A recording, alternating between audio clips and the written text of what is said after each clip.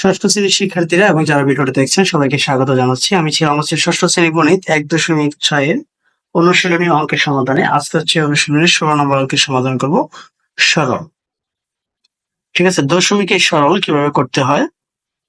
তো প্রথমে প্রশ্নটা এখানে দেখে নেব। প্রশ্নটা হচ্ছে তৃতীয় বন্ধনী 3.5, তারপর হচ্ছে দ্বিতীয় বন্ধনী 7.8 বিয়োগ 2.3 বিয়োগ প্রথম বন্ধনী 12.75 বিয়োগ হচ্ছে 9.25, প্রথম বন্ধনী দ্বিতীয় বন্ধনী ভাগ হচ্ছে 0.5।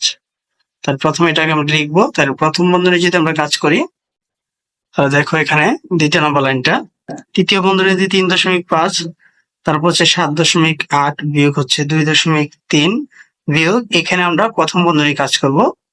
12.75 থেকে যদি আমরা 9.25 বাদ দিই, তাহলে থাকবে হচ্ছে 3.50। তারপর হচ্ছে প্রথম বন্ধনী কাজ এখন শেষ, দ্বিতীয় বন্ধনী তৃতীয় বন্ধনী ভাগ হচ্ছে 0.5।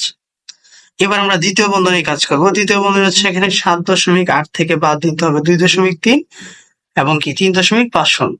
তো এই সবটি যদি এখান থেকে বাদ দিই, তাহলে 2.3 এবং 3.5 যদি আমরা একত্রে যোগ করি, তাহলে কত হবে? 5.8। ঠিক আছে, তাহলে 7.8 বিয়োগ হচ্ছে কি 5.8, আর এর আগে হচ্ছে 3.5 ভাগ হচ্ছে কি 0.5। এবার তাহলে পরবর্তী লাইনটা আমরা এভাবে লিখতে পারি, 3.5, এখানে কোনো চিহ্ন দেওয়া নাই, তার মানে হচ্ছে কি এর সম্পর্ক বা গুণের সম্পর্ক। 7.8 থেকে যদি 5.8 বাদ দিয়ে দিই, তাহলে থাকবে হচ্ছে শুধু 2 ভাগ হচ্ছে 0.5।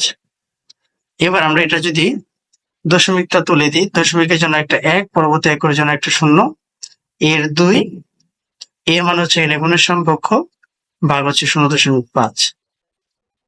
তাহলে 2 দ্বারা যদি আমরা 10কে ভাগ করি, অথবা উপরে উপরে গুণ করে ফেলতে পারি। 2 নিচে 1 আছে, তাহলে 10 আর 35 গুণে কত হয়ে যাবে? 70। এই যে 10/70 ভাগ হচ্ছে 0.5। এবার এটা যদি আমরা দশমিক তুলে দিই, দশমিকের জন্য একটা 1, পরবর্তী একের জন্য একটা 0, তাহলে আমরা এই সংখ্যাটা কিভাবে লিখতে পারি? 10/70 ভাগ হচ্ছে কি 10/5। তাহলে 10/70 গুণ করে যদি উল্টে দিই, তাহলে 10 চলে যাবে উপরে, 5 আসবে নিচে, 10 10 কাটাকাটি, 5 14 70। তার মানে সমফলটা কত হবে? 14।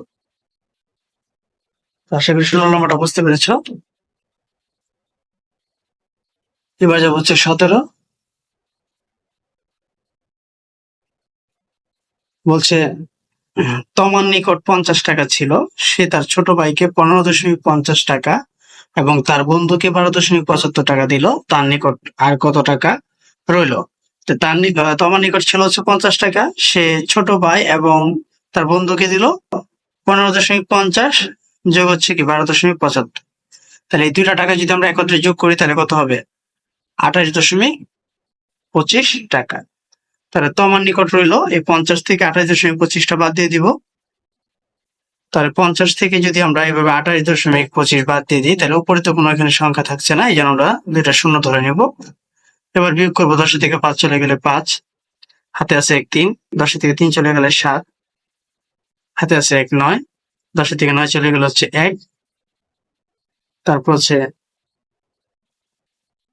এখানে হাতে আছে 1, 5 থেকে 3 চলে গেলে হচ্ছে 2, তার মানে কি 21.75। তার মানে আমরা লিখতে পারি যে তোমার নিকট রইল কত টাকা? 21.75 টাকা। এবার যে বলছে 18 নম্বর, পারুল বেগম 100% জমি আছে, তিনি 40.5% ধান, 20.2% মরিচ, 10.75% আলু এবং অবশিষ্ট জমিতে বেগুন চাষ করলেন। তিনি কতটুকু জমিতে বেগুন চাষ করলেন? তাহলে প্রথমে আগে দেখবো তার জমি আছে কতটুকু? 100%। এর মধ্যে ধান চাষ করছে 40.5, মরিচ চাষ করছে 20.2 এবং আলু চাষ করছে 10.75। তাহলে এই তিনটা আমরা একত্রে যোগ করব। তিনটা যদি আমরা একত্রে যোগ করি, তাহলে এই যোগফলটা হচ্ছে 71.45%। তাহলে তার মোট জমি হয়েছে কত? 100%। এর মধ্যে থেকে যদি বাদ দিই 71.45, তাহলে থাকে কত? থাকে হচ্ছে 28.55%, অর্থাৎ সে এই 28.55% সে বেগুন চাষ করল। ঠিক আছে? তো আশা করি 18 নম্বর অঙ্কটা বুঝতে পেরেছ। তো এই ভিডিওতে আমি 16, 17 এবং 18 এই 3টা অঙ্কের সমাধান করলাম। পরবর্তী ভিডিওতে আমি 19 থেকে বাকি অঙ্কগুলো সমাধান করব। সে পর্যন্ত সবাই ভালো থাকবে, সুস্থ থাকবে এবং ভিডিওটি ভালো লাগলে অবশ্যই ভিডিওটি সবার মাঝে শেয়ার করবে। ধন্যবাদ সবাইকে এতক্ষণ মনোযোগ দিয়ে ভিডিওটি দেখার জন্য।